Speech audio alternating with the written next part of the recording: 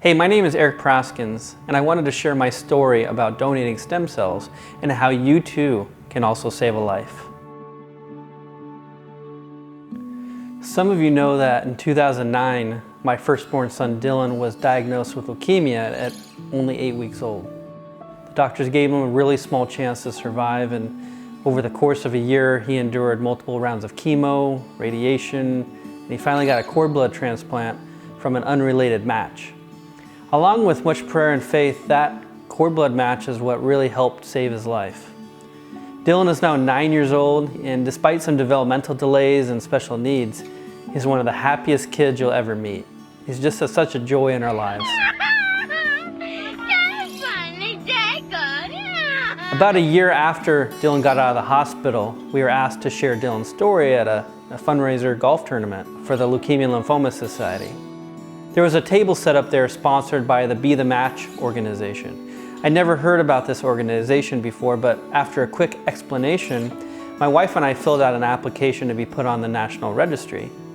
They swabbed the inside of my cheek and we went on our way. So fast forward 8 years, I get a call out of the blue from someone from Be the Match saying that I was a potential match for a woman with leukemia.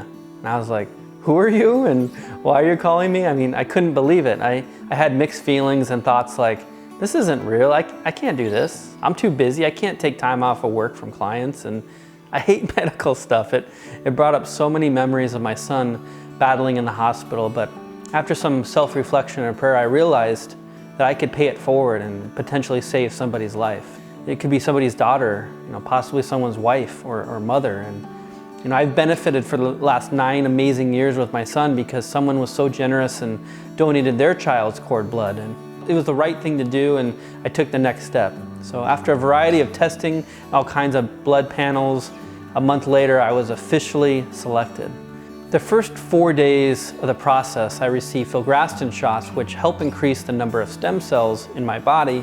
And by day 3 or 4, my body was pretty achy and I wasn't really feeling that great. But what really kept me going was the fact that the transplant recipient was receiving a big dose of chemo at the time and really getting ready for my donation. And I guarantee they felt way worse than I ever would feel. So on day 4, they flew me and a good friend, Jordan, out to San Diego, as this is where the collection center was. And on day 5, I laid in a hospital bed for about 5 hours. They hooked my arms with IVs and then to a basic dialysis type machine where they took the stem cells out and then they put the blood back into my body.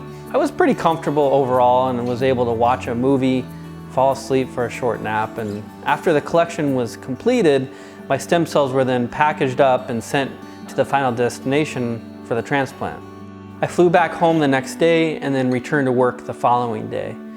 There's no guarantees in healing for the recipient, but I'm hopeful that this donation will heal this woman and she'll be able to have a full life. Listen, every 3 minutes, someone is diagnosed with blood cancer. So I want to encourage you to sign up with bethematch.org, go online and order a free swab kit, and then send it back. The process is super simple, and you have an amazing opportunity to save someone's life. I am so glad that I stepped out of my comfort zone and took that step. You will be glad that you did too.